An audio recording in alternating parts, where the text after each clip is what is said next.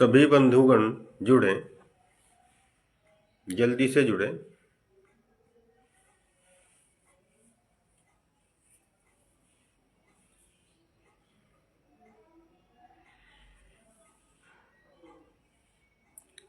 सभी बंधुगणों को नमस्कार। जैसा कि आप सभी लोग जानते हैं, कल मान्यवर काशीराम जी की 92वीं जयंती मनाई जाएगी।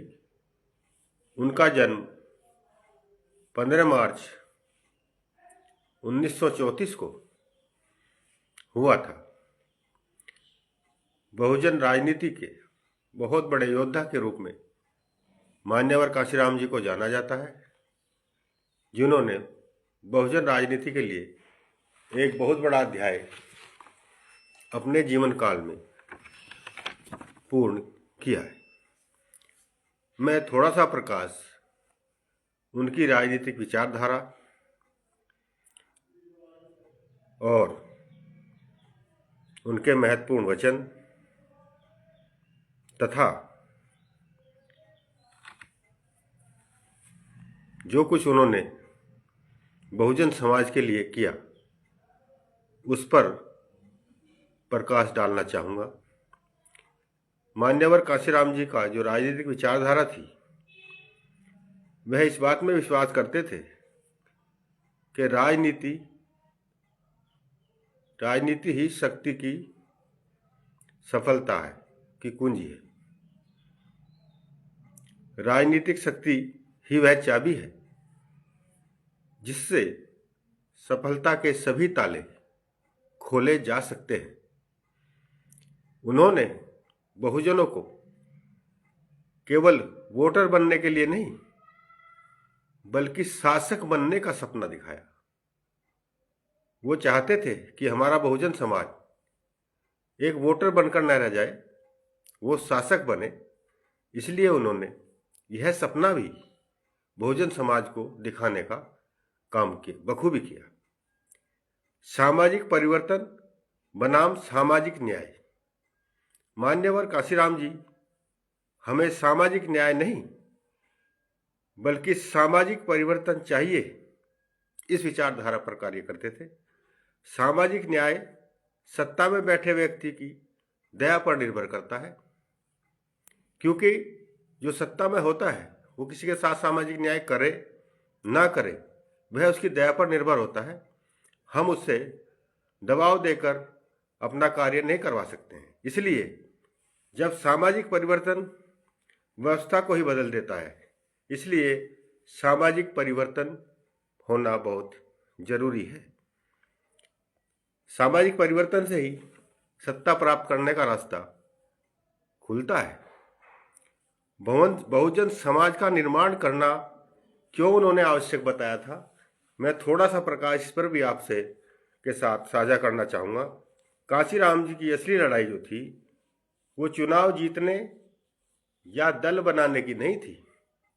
उनकी असली लड़ाई बहुजन समाज बनाने की थी, ताकि जिस दिन यह समाज संगठित हो जाएगा, उसी दिन इस देश में रिक्शा चलाने वाला, खेत जोतने वाला और सब्जी बेचने वाला, बढ़ईगिरी करने वाला, किसानी करने वाला आम आदमी एमपी एमएलए बन सकेगा। और जब उस देश का आम आदमी एमपी एमएलए बनेगा, तभी जाकर के इस देश का संपूर्ण और सर्वांगीण विकास हो सकता है। जब तक पूंजीपति वर्ग के लोग एमपी एमएलए बनकर विधायिका जाते रहेंगे, आप लोगों का कभी भला नहीं हो सकता है, ना ही आपके लिए कोई कार्य करेगा। वे सब पूंजीवाद से ग्रसित रहेंगे और आप लोग से वोट लेकर फिर कभी आपके मध्य नहीं आ सकते। इसलिए हमें सामाजिक परिवर्तन भी करना जरूरी है। यह भी हमारे मान्यवर काशीराम जी की विचारधारा थी। काशीराम जी यह भी चाहते थे कि कोई मजबूत सरकार ना बने, मजबूर सरकार बननी चाहिए। मजबूत सरकार अहंकारी सरकार होती है और उससे बहुजन समाज अपनी मांग नहीं मनवा सकता है। जब सरकार मजबूर होगी तो उससे हम अपनी बात आसानी से मनवा सकते हैं, वो हमारे कार्य करेगी। हमारे लिए उसे सोचना पड़ेगा। और मजबूत सरकार अहंकारी हो जाती है, निरंकुश हो जाती है, वह कभी किसी के भले के लिए नहीं सोचती है, वो अपनी हठमर्दिता पर आ जाती है, जिससे समाज का विकास नहीं होता है।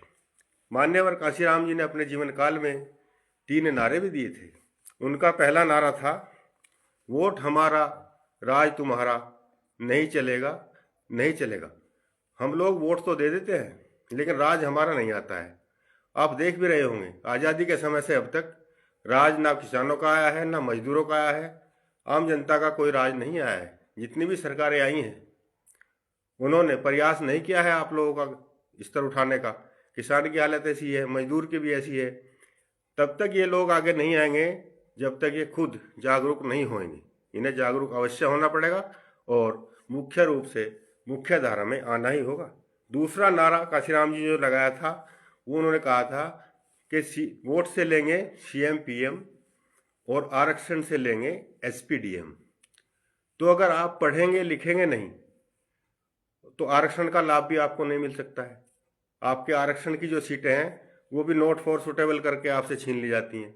इसलिए आपको पढ़ना लिखना ही पड़ेगा, तभी आपका जो है आरक्षण का भी पूरा लाभ आपको मिल सकेगा।